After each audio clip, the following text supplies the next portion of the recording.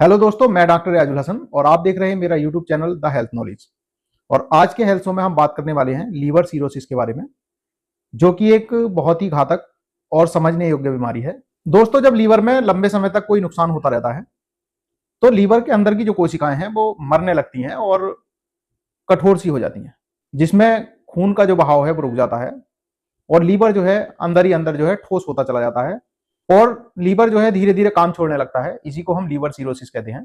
दोस्तों, यदि हम इसके शुरुआती लक्षणों की बात करें तो मरीज को शुरू में भूख कम लगती है, मरीज को थकान सी रहती है और शरीर में कमजोरी बहुत ज्यादा लगती है, उल्टी सी आती है और मरीज का लगातार वजन घटने लगता है और मरीज के पेट में जो है धीरे धीरे पानी भरने लगता है और उसके शरीर या पैरों पर सूजन आने की शिकायत होती है। और अगर हम इन लक्षणों पर ध्यान नहीं देते हैं तो ये समस्याएं धीरे धीरे बढ़ती चली जाती हैं। पैरों पर सूजन बहुत ज्यादा अधिक हो जाता है, पेट में पानी भर जाता है और आंखें और त्वचा जो है पीली हो जाती है, मरीज को लैट्रीन काली आने लगती है, मरीज को उल्टी लगातार आती है और कभी कभी मरीज को उल्टियों में खून आने की शिकायत भी हो जाती है, मरीज को नींद आने में परेशानी सी होती है और मरीज की याददाश्त जो है कमजोर हो जाती है, यानी कि मरीज जो है लगातार डिस्टर्ब रहने लगता है। ध्यान रखें, अगर लीवर में कोई भी दिक्कत है और हम उसे इग्नोर करते चले जाते हैं तो ये जो समस्या है लास्ट में जाके लीवर सिरोसिस में ही तब्दील हो जाती है। आइए बात करते हैं कुछ कारणों की जिसके कारण जो है लीवर सिरोसिस की समस्या बहुत तेजी से बढ़ रही है। सबसे पहला होता है अधिक शराब का सेवन, यानी कि जो लोग बहुत ज्यादा अधिक शराब का सेवन करते हैं उनके लीवर में लगातार दर्द रहने लगता है और धीरे धीरे लीवर जो है लीवर सिरोसिस की कंडीशन में बदल जाता है। यदि किसी पेशेंट को वायरल हेपेटाइटिस की शिकायत है, यानी कि किसी भी पेशेंट को हेपेटाइटिस ए, बी या हेपेटाइटिस सी की शिकायत है और इसका इलाज प्रॉपर तरीके से नहीं हो पाता है तो ऐसे पेशेंटों को भी लीवर सिरोसिस होने के चांसेस बहुत ज्यादा होते हैं। और यहाँ तक कि मान के चलो 99% जो है ऐसे पेशेंटों को लीवर सिरोसिस की शिकायत हो जाती है। या इसी के साथ साथ में यदि किसी पेशेंट को फैटी लीवर की शिकायत है और वो अपने शरीर का फैट कम नहीं कर पा रहा है या फैटी लीवर की समस्या लगातार लंबे समय तक बनी रहती है तो ऐसे पेशेंटों को भी लीवर सिरोसिस की समस्या बहुत ज्यादा हो जाती है। सर, आपने देखा होगा कि लोग डॉक्टर्स की बिना सलाह के ही अधिकतर दवाइयाँ खाते रहते हैं और अगर बिना वजह के अगर लंबे समय तक लोग दवाइयाँ खाते हैं तो इसकी वजह से भी लीवर में दिक्कत आती है और पेशेंट जो है लीवर सिरोसिस का शिकार हो जाता है।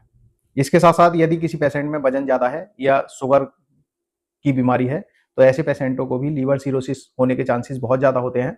साथ ही साथ जो लोग गंदा या दूषित पानी का यूज करते हैं, साथ ही साथ गंदे खाने का यूज करते हैं या उनकी आदतें गंदे बर्तनों में या गंदे हाथों से खाना खाने की होती हैं तो ऐसे पेशेंटों को भी लीवर सिरोसिस होने के चांसेस बहुत ज्यादा होते हैं।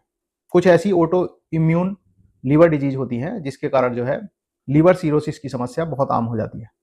या एक और समस्या होती है, जैसे कि किसी पेशेंट को कोई स्टोन जो है कॉमन बाइल डक्ट में फंस गई है और उसने जो है बाइल जूस का ऑब्स्ट्रक्शन शुरू कर दिया है और ये ऑब्स्ट्रक्शन अगर लंबे समय तक रहता है तो ऐसे पेशेंटों को भी लीवर सिरोसिस की समस्या आम हो जाती है।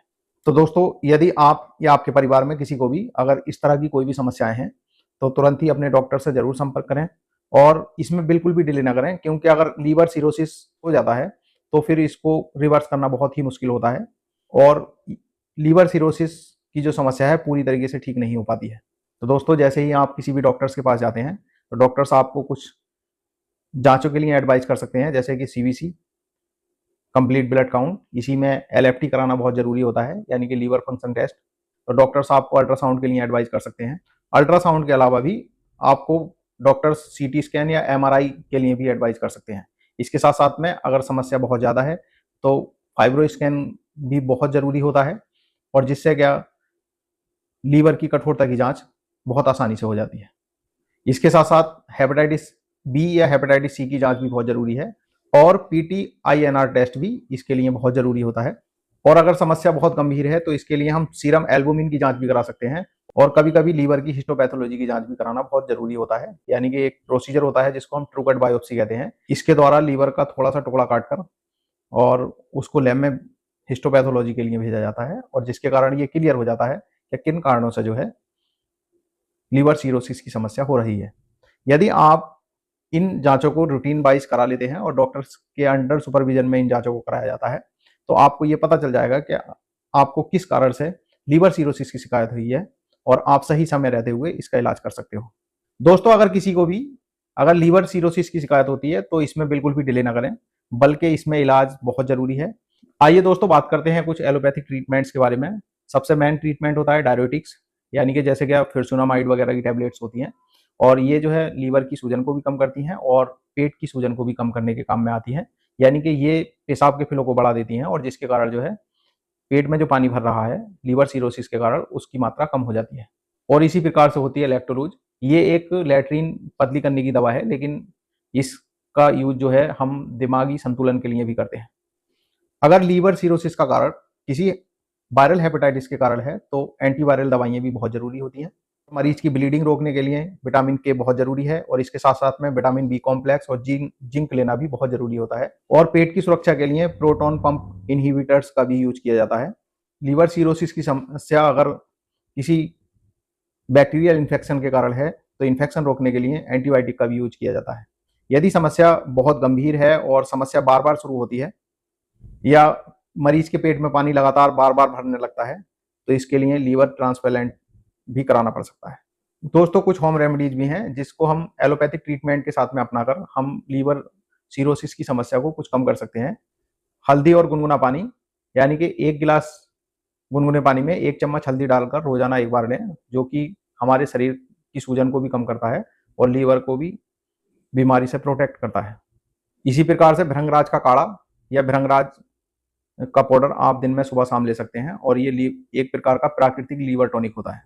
दोस्तों, होम रेमेडीज के साथ साथ में कुछ ऐसे प्रिकॉशंस भी हैं जिनको अपनाना बहुत ज़रूरी होता है।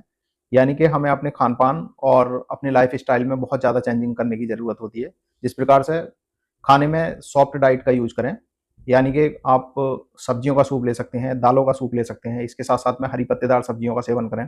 साथ ही साथ ताजे फल खाएं। छाछ या मूंग की दाल भी बहुत ज़्यादा उपयोगी होती है। ज़्यादा जंक फूड या तला भुना खाने से परहेज करें।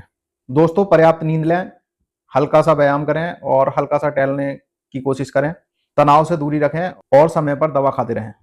लीवर सिरोसिस एक गंभीर समस्या है, लेकिन यदि आप बीमारी की सही समय पर पहचान करते हैं और सही समय पर इसका इलाज शुरू करते हैं और संतुलित डाइट का अपने जीवन में उपयोग करते हैं तो आप लीवर सिरोसिस की समस्या से छुटकारा पा सकते हैं। दोस्तों, वीडियो में आज के लिए बस इतना ही। मिलते हैं एक नई वीडियो के साथ में। यदि मेरी वीडियो आपको अच्छी लगी हो तो वीडियो को लाइक करें, चैनल को सब्सक्राइब करें और बेल आइकॉन दबाना ना भूलें ताकि मेरी हर एक इन्फॉर्मेटिव वीडियो आप तक बहुत जल्द से जल्द पहुंच सके। धन्यवाद।